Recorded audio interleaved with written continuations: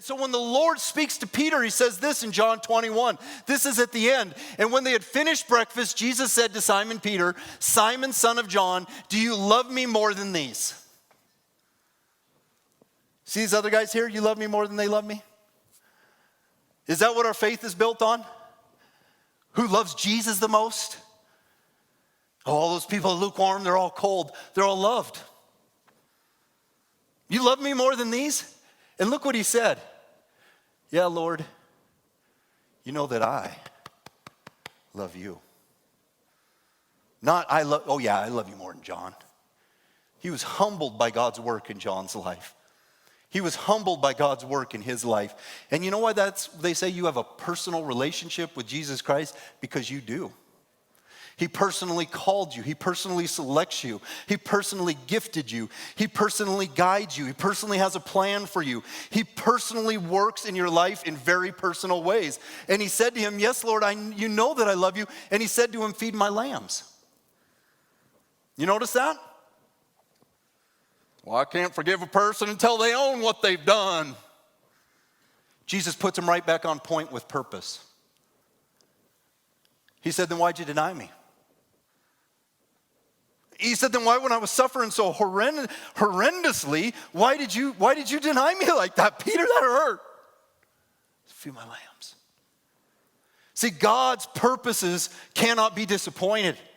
And God has purpose for each and every one of us. God has a work that he's doing in your life, and what works against that work is fear, it's ridicule, and it's the choices that we make to live according to our ideal instead of what is real. It's God working in the mess with the masses. It's God working in the bankruptcy with blessing. It's God working in the emptiness with filling. It's God working in the sorrow with joy. It's God working in the grit and the work with grace. It's God working in it all with love. And Peter's reaffirming his love to Jesus, but what Jesus is doing is reaffirming his goodness, his faithfulness, and his grace, because that's all that he has for you in a real world. The real Jesus says, keep going forward. The real Jesus doesn't backlash. And the real Jesus, what he does is he says, oh, Peter, there's more mercy. Oh, Peter, there's more grace, because he's a God of goodness and he's a God of grace and he's a God of kindness. So what does he have for you today? His compassions fail not, his mercies are new every single morning. And you're wrestling over your failures because you're wrestling over what you thought of yourself in an idealistic way. But the real is the ideal. God has something better for you. And he's here now, and he loves you, and he still has purpose, and he's still directing you, and he's still leading you, and he's not taking you back through the mud. He's taking you forward into glory. And in John 21:16, he said to him a second time, Simon, son of John, you love me? He said to him, yeah, Lord, you know that I love you. He said to him, tend my sheep.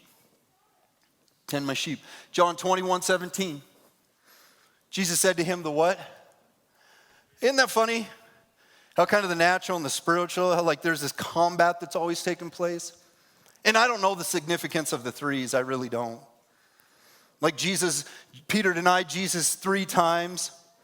Or Peter denied Jesus 3 times. And so Jesus returns to Peter. And now he's asking Peter 3 times, do you love me?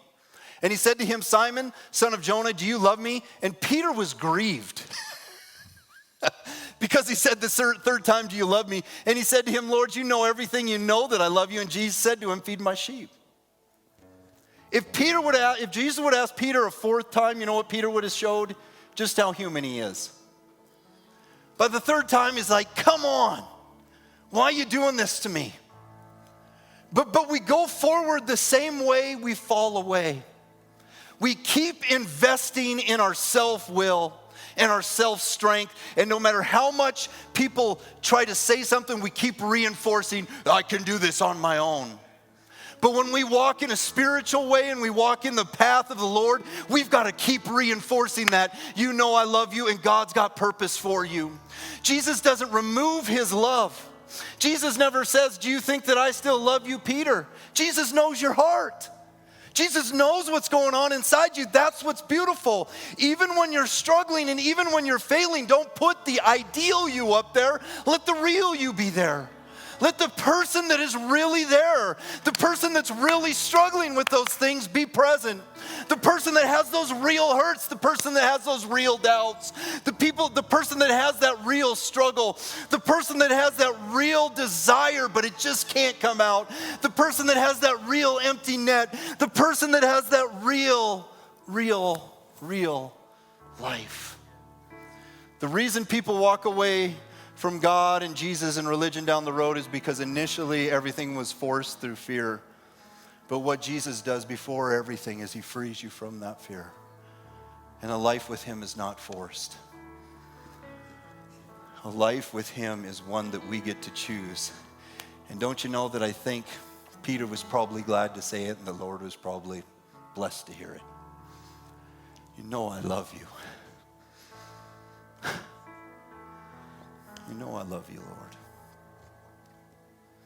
Like love is not a force, love is free. Lord, you know I'm choosing you. You know I left it all. But that wasn't because of how good I was. That was because of how good you were and are. And you showed up in my life. And you have blessed me and you have loved me. My pride is so strong, and this idealistic view I have of myself is robbing me of the riches of reality. The real is what I want, because that is ideal. A perfect God loving me in and through it all. Today in this place, do you see your struggle separating you from God? Are you telling him about the ideal you again, or today can the real you be present? Can the real you be in his presence today? He's with you now. He's with you here. On the cross, he died before any of it ever happened. He died before you took a breath. Love was there before it all. And today, maybe you feel like you're someone that he would never receive. Believe me, we all feel that way.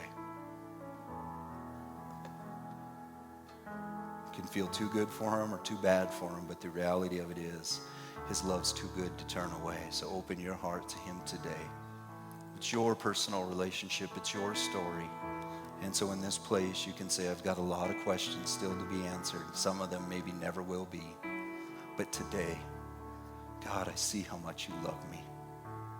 And I open my heart to you, Jesus. Thank you for dying for me on the cross.